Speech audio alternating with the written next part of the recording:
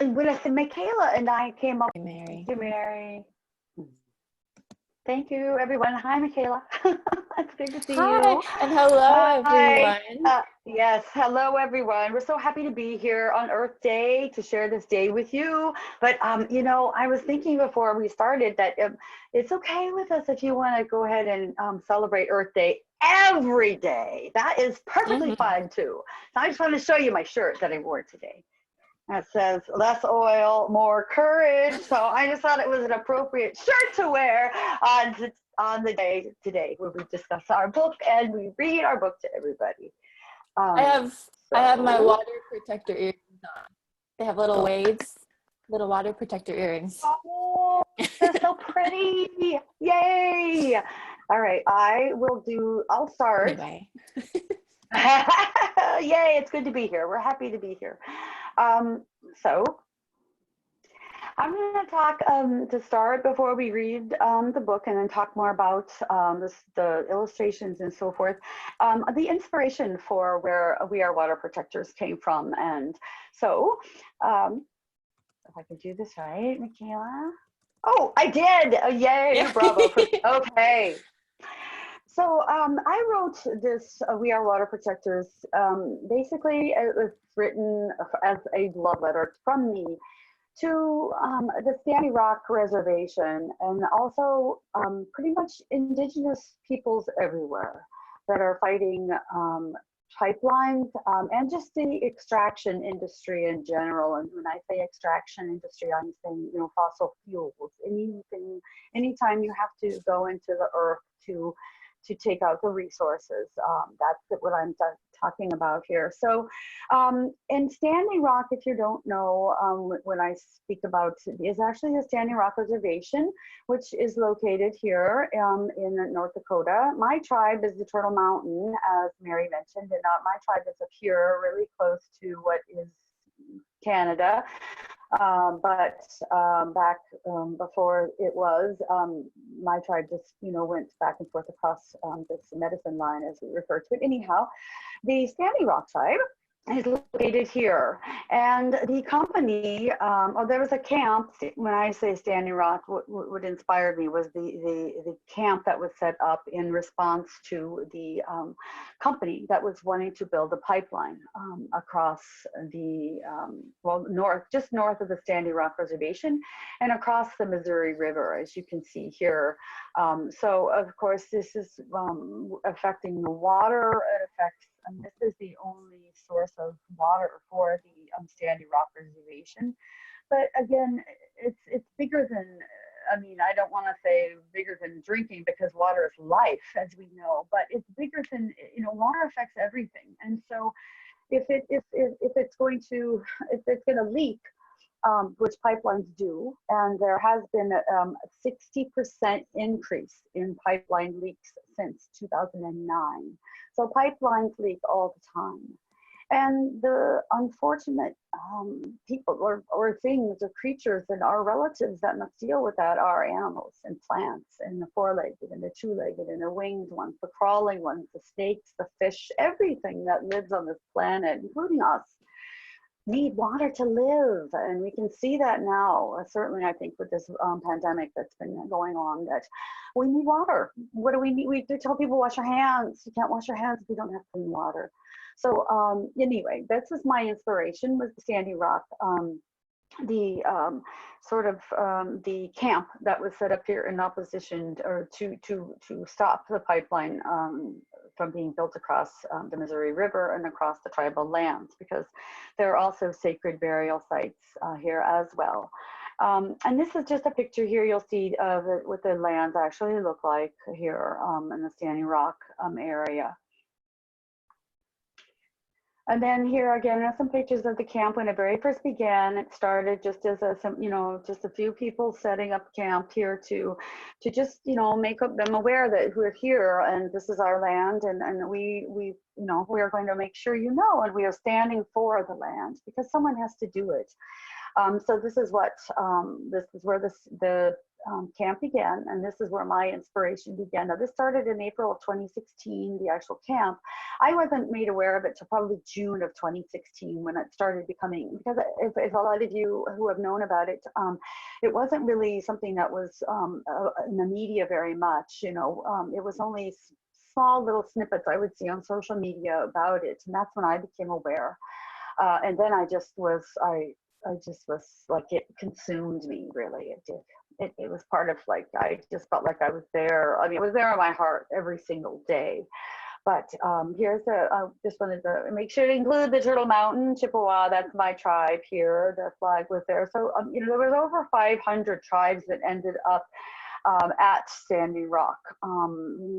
Just an illustration of, you know, it became a militarized event, a situation as it progressed into the fall, like September. And there was actual security companies that were hired by the pipeline company to, you know, it just, a lot of people, there were people arrested, people still in prison now for just basically standing up for water. And you know, I felt like, what can I do about this? You know, I'm just me, but I can't be there. I wanted to be there so badly, but it just wasn't capable in my life at the time. So I felt like I could write a book, or I could at least write my feelings down. And so so that's what I did, is write the book. But I just wanted to include some photos here of, here I live in the Marylands, as Mary mentioned, so I live close to Washington, D.C. And back in September of 2016, there was protests here, and activists gathered here, and I took my son, who was 8. Gosh, how old was he at the time? I think he was like 9 or so. He came with me, and we just spent the day there. And this is just some more pictures of how it became winter at Standing Rock. And, you know, again, the tribes were coming. There was over 500, as I mentioned, as the winter, it became, and it became much more, I don't know. I know if Michaela feels the same way as I did, but it was just, I don't know, so many emotions I felt going through me as I saw what was happening. And just for the simple act of standing for water and standing up for our natural resources and things that are so important to us. And as one thing that I always caught in my head is, we can't drink oil. And that is so true. You know, it's so important to remember that, you know, water is life. So again, this was a teepee camp that happened in DC that a lot of people from Standing Rock came, and I was able to meet them in person, which was so wonderful because they were my heroes. So I was, you know, able to meet many of them. There was a march through the streets, and here was their example of the black snake, which is something that I included in the book. So anyhow, just to give you a bit about where the inspiration for the story came from, and so you kind of have some idea, and perhaps could, you know, maybe wanted to do some research more into that, because it's still an ongoing thing, the situation at Standing Rock, and all Indigenous peoples fight for the planet and, you know, for clean water. It's I think pretty much every tribe is fighting the extraction industry in some way. So with that all in mind, I think maybe it's time for me to read the book to you. And then when I finish reading, Michaela can talk about the amazing illustrations that she did for the story. Right, Michaela? Yeah. Okay. Water is the first medicine, Nokomis told me. We come from water. It nourished us inside our mother's body, as it nourishes us here on Mother Earth. Water is sacred, she said. We stand with our songs and our drums. We are still here. The river's rhythm runs through my veins, runs through my people's veins. My people talk of a black snake that will destroy the land.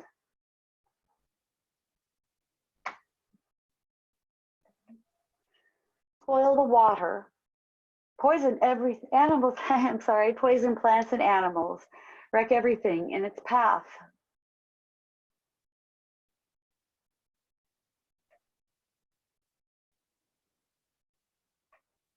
When my people first spoke of the black snake, they foretold that it wouldn't come for many, many years.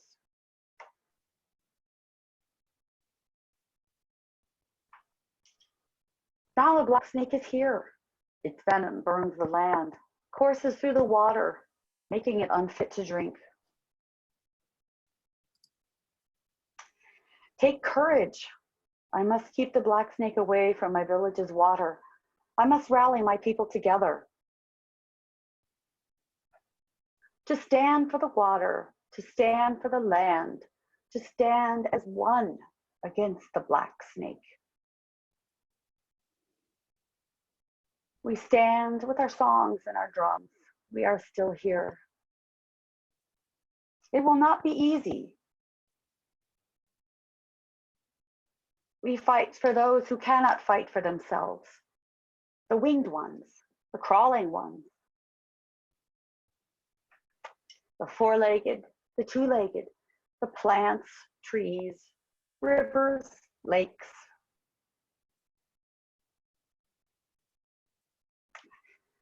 The earth. We are all related.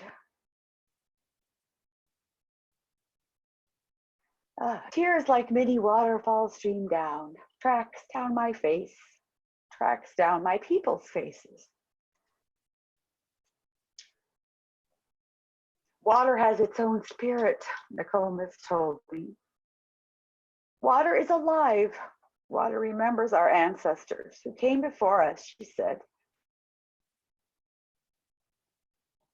We stand with our songs and our drums. We are still here. We are stewards of the earth. Our spirits have not been broken. We are water protectors. We stand. The black snake is in for the fight of its life.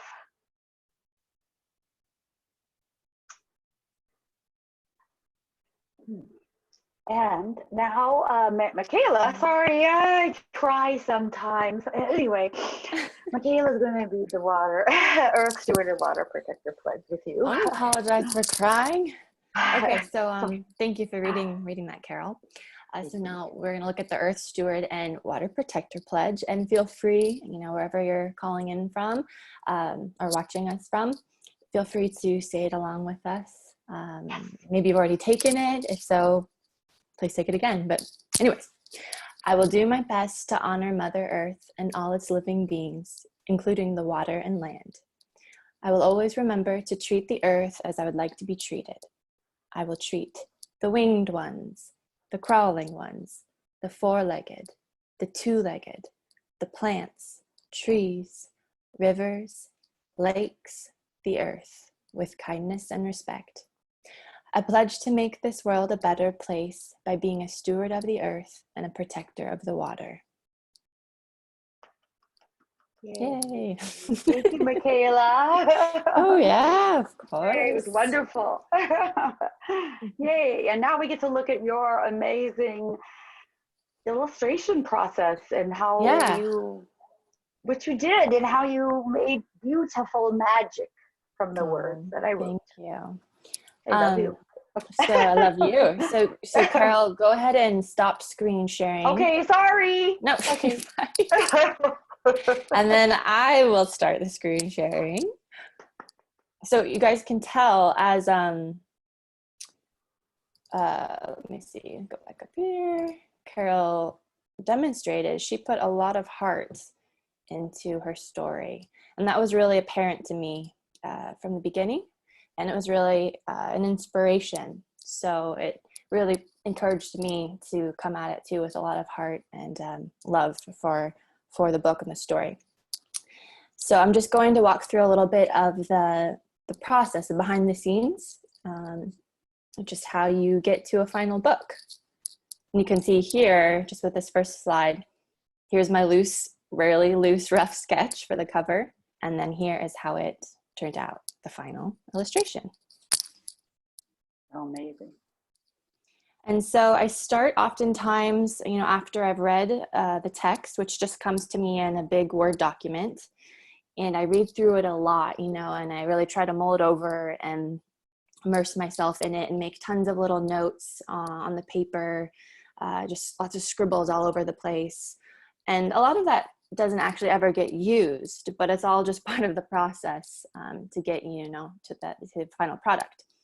And I'll start with sometimes storyboarding just to see how, where I might want to place the main action of a particular page, how it alternates, how it flows from page to page, because you have to think of the book as a whole and not just one painting. You're thinking of white space and negative space and movement, and yes, of course, colors as well.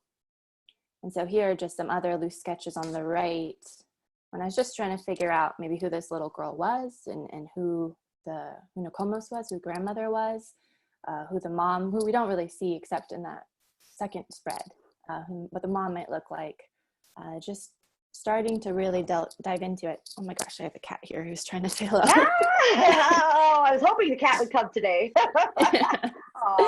And then here are just some more sketches, some more character development on the left. These are just actually from different books, but it's all part of a similar process I follow. And then on the right here, I don't do this as often anymore, but when I was first starting out, it really helped me to make these little book dummies and fold them myself, because I was still new to books and how your art should develop, or how you want it to transition from page to page. So it feels exciting and I don't bore readers with the same kind of perspective and same colors on every page. And then I always do this with all the books, but especially with water protectors. I compile a huge library of reference imagery and material, and I sort of flood my brain with as many images as possible, because eventually things will start to click and I'll start to make connections between, things that may not at first appear too similar. And so for water protectors, I was really trying to root it in real life, because these were important true life events. And so here you can see a bunch of photos from the camps. I was really focused on the people. Who are the people at these camps? We have indigenous people from all nations, not even just our country, but all over the world. And they were coming here to support Standing Rock Sioux Reservation, or the Standing Rock Sioux tribe. And so I wanted different regalia. I wanted traditional clothing. I wanted, more of their more traditional sacred objects. But I also wanted to mix in contemporary clothes, because they're contemporary indigenous people. And so I wanted a range of clothing, a range of skin colors, I wanted a range of ages, just to show how it actually was. And just to show this powerful unity. And then within that, there's such incredible diversity. And I thought that was a really interesting sort of duality. And here are just some more references. So I start to also mix in just general art that I am feeling drawn to for this particular project. And that changes book to book. Mm-hmm. And here we have, I was lucky too, there was a lot of art out there already honoring Standing Rock. And so I just tried to consume as much as I could of it. And so for instance, I have this image right here. I found this little girl very inspiring. And so you can sort of see what goes into the process, the thinking process for the cover. So we have this little girl here. I tried to find more about that photo, who that was. Yeah. I couldn't find anything. If anyone knows, let me know. And then the feather is a very powerful symbol. And then what we were seeing a lot of were images like this down here on the bottom left, where you see a lone indigenous person and a wall of, militarized force, the powers that they're fighting against. And while those images are really powerful, I also wanted to show the whole unity and community and power behind that lone person. And I was really inspired by, reading a lot of articles, but particularly one that was saying, I think a huge amount of veterans were providing protection to Standing Rock people, and were forming a wall holding hands. And it wasn't just veterans, but that particular article really caught my eye. And I just wanted to show all the strength and power that was there, behind our main protagonist. Yeah, you did a wonderful job. Thank you. And here's just some more reference. I also took a lot of inspiration from protest art. You can see here the red image. And then just more general art, the things I'm just like, oh, I love those colors. Oh, I love that composition. I love that particular technique. You know, that's new to me. Maybe I'll try that. For this book, I also looked at a lot of, traditional like Ojibwe or Anishinaabe artists. Carole gave me a lot of reference, gave me a lot of resources because I reached out to her and we talked in the beginning at length. And just to connect, and you know, I wanted to go into her story and root it in her tradition, but I wanted to talk to her and I wanted to do it right. So Christie Belcourt is an amazing artist, and she has some work down here, and I looked at a lot of her beautiful work, and then just some other protest work. And then, you know, I cannot take credit for making the black snake, you know, the pipeline. Like I was inspired by a lot of protest art and posters and signs that already made that connection. And I thought that was perfect. So I just incorporated elements into the book.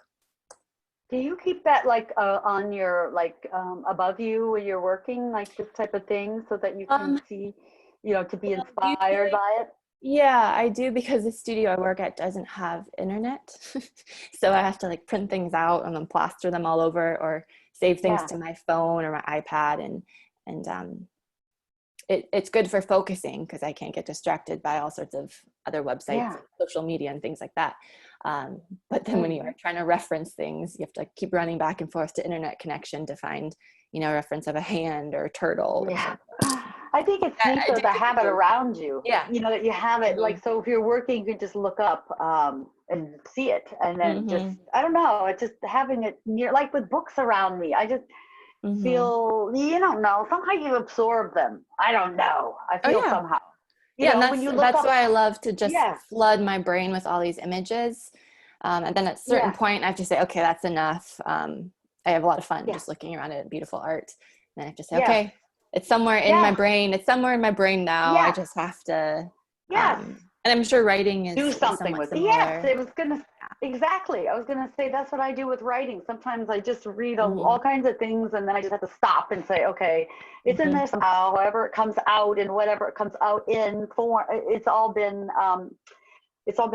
marinating for a while. Yes. So we're both everybody who does this marinates. The creative process is a process of marination. Yes.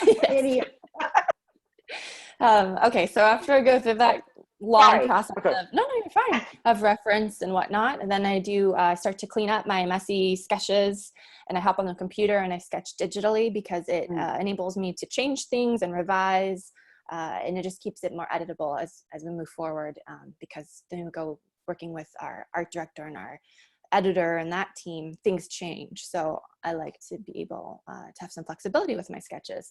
And then sometimes I'll start incorporating little bits of color just to start thinking that way, but I don't really get into color until right before I paint. So here are just the sketches. I do really loose sketches. I'm trying to work on having more detailed sketches because I keep it so loose and suggestive that when it gets time to paint, then I have to like figure out all the details, and that's a big time block, and I just want to paint. So I have to work on that. Here's a sequence of sketches that ultimately changed quite a few times. Some don't ever change, and your first sketch that's, you know, how you go from that first sketch to final painting, and it remains unchanged. Other spreads, other sequences are just trickier for whatever reason, and they require a bit more fiddling or rounds of revisions. So this is that page with the pipeline looking down with the skeleton, half skeleton bird and fish. So spoil the water, poison plants and animals, wreck everything in its path. Here I thought maybe doing a big bird's eye view of this pipeline spill and how it kind of creeps out all toxic, like a little bit ominous. But I decided that was too far away. Wasn't quite right. And so then I'm starting to get at that imagery that we ultimately see in the end here on the left with some spots. And then I showed the pipeline. But then they're like, oh, you know, I don't really want to focus on the refineries or the pipeline or the, you know, the actual, I don't know. I just wanted to focus on the people or the life that it affects and destroys. So I sort of combined those two, the bird's eye view and those spots, and came up with that version here, you see. But then we realized the pipeline was going the wrong way, and it didn't consistently flow with the spread before and the spread after. So I had to flip it. So it's all those little details. You're also thinking about movement from left to right, and you have to be consistent, and you can't have all this movement going left to right, and then the next spread shoots you in the opposite direction. So yeah, you're thinking of all those things, and then there's the final. Oh, I love it. And then painting, that's where I paint in my little workshop shed studio. And this is a different book, but you can see like what you're saying, I do tape. Oh yeah, exactly. Yeah. It's very messy. And then here on the right is how I start to think of the color language of the story. And starting to play around with different paints, because every tube of watercolor paint, it reacts differently. It has like a personality. They don't all dry the same. They don't all mix the same. They don't all blend the same, or you just have to learn them. And then they change when you combine them. So I start to look at colors and just how that will all evolve. And then here on the left, I'm still trying to figure out that, that second spread with the mom, the galaxy, and the baby in her womb. And then here on the right is the work in progress. I didn't quite know what colors to put in the moon for a while. Eventually I got there though. And I knew I wanted the water, I wanted to treat it as a main character, because you see it on almost every spread. And just like a person, and Carole says it in the book, water has its own spirit. That's one of my favorite lines from the book. And I live by the ocean, and I'm always amazed by day to day, it's different. It's flat calm and beautiful turquoise green, or it's really stormy and gray, steel gray, and it's so mercurial that way. And I knew I wanted water in the book to be like that, and change in how I painted it, and change from colors and just texture. So that was really fun to play around with. For those refrain stanza type lines, we stand with our drums and our songs, we are still here. I actually painted all those figures that we see on those spreads individually, and then scanned them in and placed them around the text. And I'm not sure if people have noticed in those refrains, but there's 3 of them. The first one is the grandmother, and it's the concept of time, and it starts with the grandmother as a little girl, and it ages. And then the next one is more about community and the growing community. So you have the people that you see in the following spread, they start to appear in that refrain. And then in the last one, we wanted to focus on the children, because the children are our future, and they're so powerful in this movement. And yeah, so that focuses on children, and it grows in numbers until you get to the last spread, where you see the whole protest, the big protest scene. So here, there's that big protest scene on the left. That one was a real doozy to paint. I'd never really painted people that much, really. I mean, I focus a lot on environment and landscape. That's really kind of where I focused in the past. So this was a big challenge, painting all these people. And I didn't want to get things wrong, so I rooted a lot of these people and the photos I showed you earlier. And here's a process of that call to action, take courage spread. And here's a stack of the final paintings, which I scan them into the computer. I scan each one in about 6 parts, collage them together in Photoshop, and then make little digital edits, little, refine things, and make it sparkle before sending off to the publisher. And I'm always so late and so behind, and they're always really nervous. No. And trying to be nice, like, hey, where's that art? And then you get here to the final book. What do you do with all your originals? Do you put them in a special place? I put them in a bundle, and I wrap them up tight, and I stick them in a box and put them in my studio. Oh. Because a lot of times they don't actually look, I do a lot of work on the computer to each spread. I mean, I make mistakes painting, and I have to fix a lot of things, especially when you're working, you're trying to work quickly because deadlines are approaching. So one thing I'm trying to do more of as I get more experience and learn with each book is do as much as I can painting, so that I'm just trying to rely on digital edits less and less as I move along here with books, because I really came into this new. Like I've illustrated a few books now, but I'd never illustrated before taking on my first project with a local, my tribe, with a local group. So I've really been learning about book illustration, how to illustrate very publicly through books, which is fun. You can hold up my first book and it's definitely less advanced than my latest one, but I think that's pretty fun. Yeah, same for me. But that's good. That's a good thing. Okay, stop sharing. Hey, there's Mary. Hi, Mary. Great. Thank you, Carole and Michaela. Thank you both so much for that presentation. I think everyone now at the end of this presentation, we're about to take questions from the audience. So please use the Q&A button at the bottom of your screen to ask questions, and I'll read them to Carole and to Michaela to get your questions answered. Again, if you need help typing, now is a great time to ask an adult for help. And if you're a young reader and want to include your first name and your grade or your age, please feel free to do so we can make sure we get your questions answered first. And finally, as you start adding your questions, and again, if you can, remember, try to use the Q&A box at the bottom of your screen rather than the chat box. The chat we should just use for technical issues, just to keep things streamlined. And finally, as you're putting your Q&A in, I am going to use that chat box to add the website for the book, which includes both information about how to buy it if you're interested in buying it, but also lots of activities for Earth Day, which of course is today, but of course you can do those activities anytime. And that activity kit also includes lots of ways that you can help the earth and the water. So I'm putting that link into the chat now, and then I will go read some questions. Okay, you ready, Carole and Michaela? Sure. Oh, yes. Okay.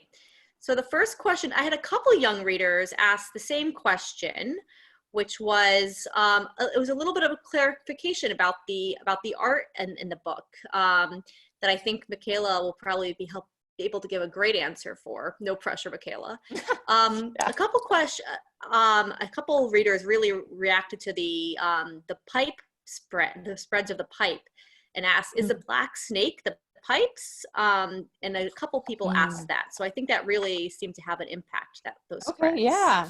I'll pull it up right here.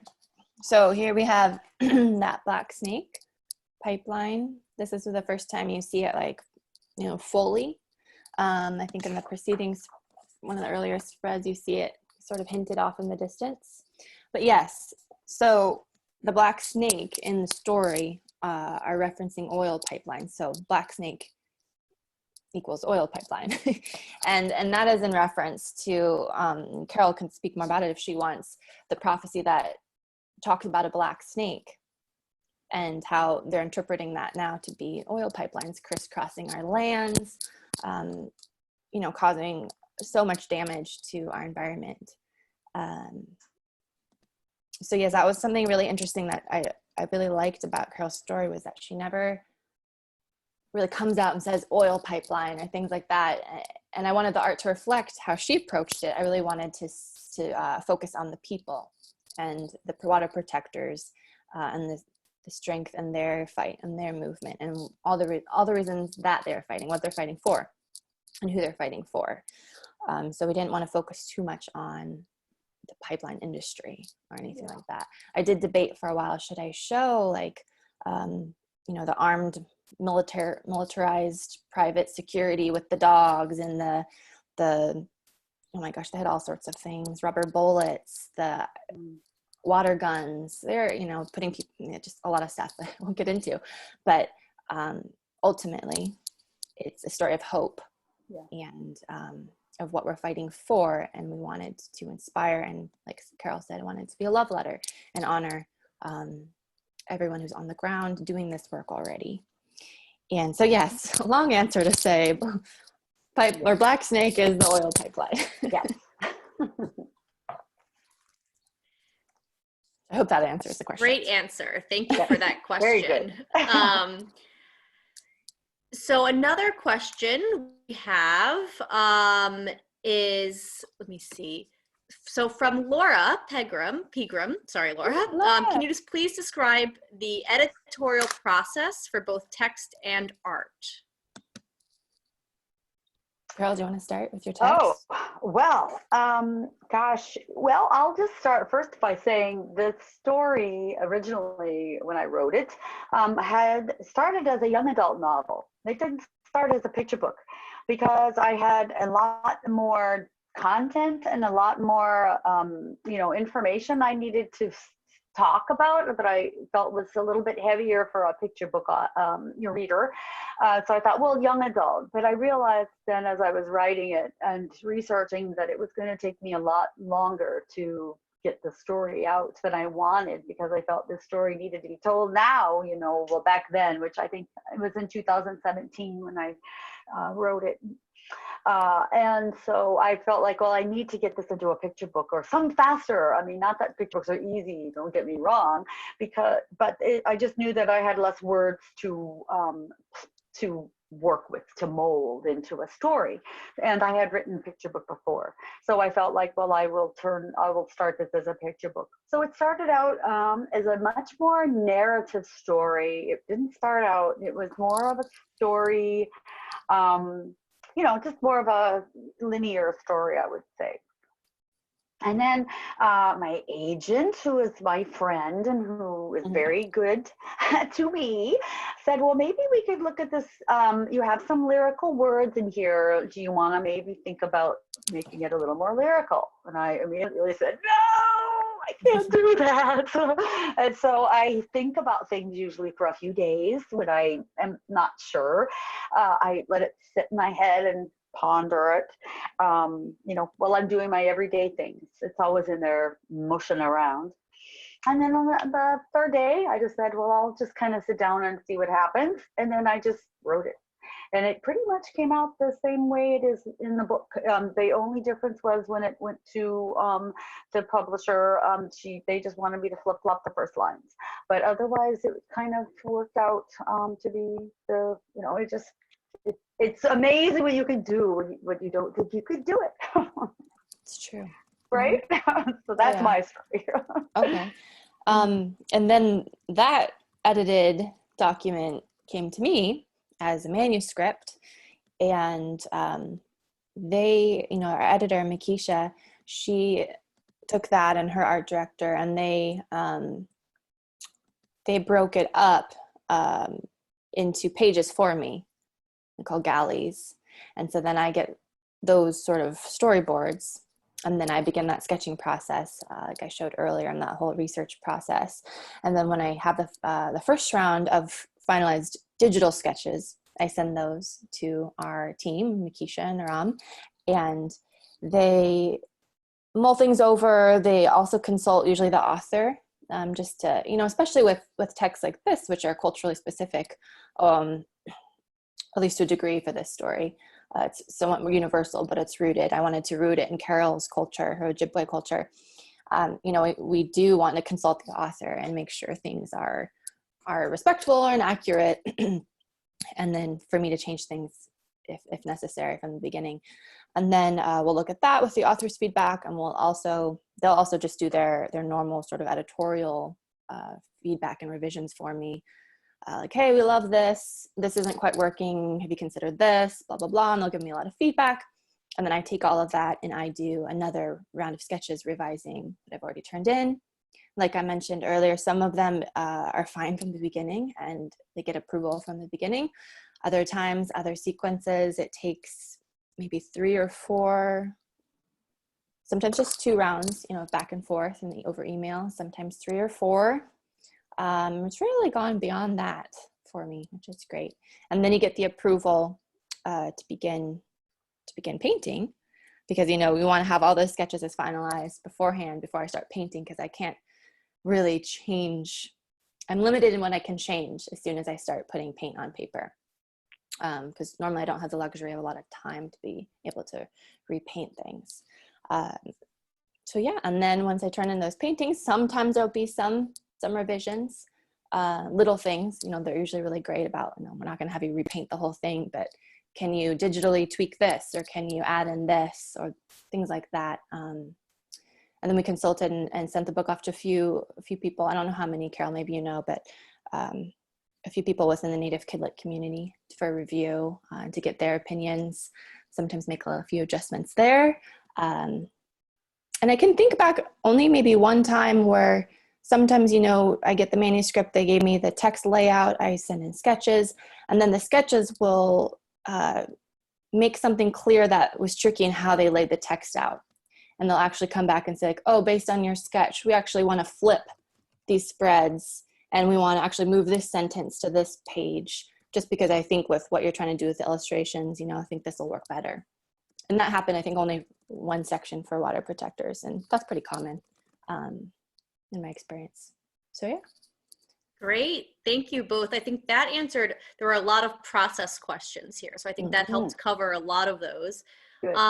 One question, we have a lot of young readers in the audience today, and one question that from Riley, who is 6 years old, that I think will be good for everyone to know is, Riley wants to know how old you were when you started drawing and writing. Basically, how old do you have to be to start? Ooh, wow. Now is good. I mean, when you're at your age, when I was gosh, I used to draw a lot too. I was looking back and I see sketches sometimes, like, why did I want to become an illustrator? But books were always a huge part of my life from my childhood. I was at the library a lot when I was a kid. And I just felt like someday I would tell a story, I would write. You know, I did write when I was a kid. I kept a journal, I kept diaries, and I read a lot.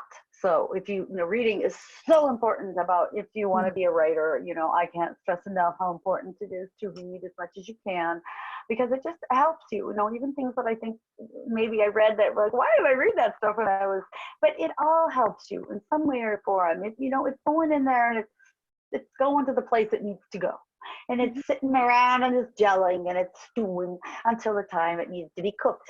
And that's when you will use it for when you need it for. So I say now, it's never too early, and don't ever give up, please.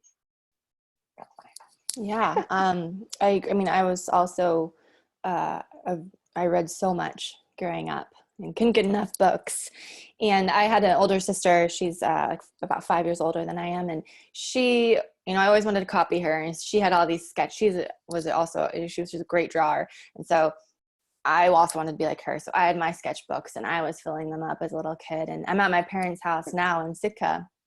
And I've been finding all sorts of little things. Like I just found this little picture book that my mom helped me make when I was 5. And I didn't write it. I just told her what to write and she wrote it. And then she also drew. So it's mostly her book, but it was my story. And so, you know, I was lucky to have a mom who really helped inspire creativity and nurture that. And I wrote all sorts of little books and stories and drew all the time. So for as long as I can remember, I was doodling on something, and just kind of kept up at it through the years, and did art classes and camps, and sort of followed that passion. And I was old enough to go to college. I didn't know for sure what I wanted to do when I first got there. I just knew I wanted to do something artistic. And so I went into the art school at my college and studied graphic design, which enabled me. I was also able to take painting and drawing and all sorts of classes. So I just kept up at it, and never really knowing how it would turn out. I didn't have the goal of being a picture book maker. But now that I'm doing it, it's sort of like all my passions sort of led here growing up. Yeah. That's how I feel. Mm-hmm. Same. Exactly. So keep drawing, keep writing all your stories, because your stories are so important, and you need your stories, and everyone has important stories to tell. Yeah. Michaela and Carole, I think that's the perfect note to end on today. That note about everyone needing to read share their stories and read stories. I want to thank both of you, and I also want to thank everyone who's in the audience today who joined us. Thank you so much for celebrating Earth Day with us. And finally, just as a reminder, after this, you'll be getting an email from me with some follow-up resources for continued learning. If there are topics covered in this book that are interesting to you, or ones that we discussed today, there'll be lots more opportunity to keep learning and reading. And so finally, Carole, Michaela, any last words you'd like to share before we sign off today with the crowd? Just thank you so much, Miigwech, for joining us. Really appreciate it. Yes. And just, yes, thank you. Take care of the earth, please, always. Yes, thank you for celebrating with us. Yes, thank you. Thank you all. See you soon. Bye. Bye.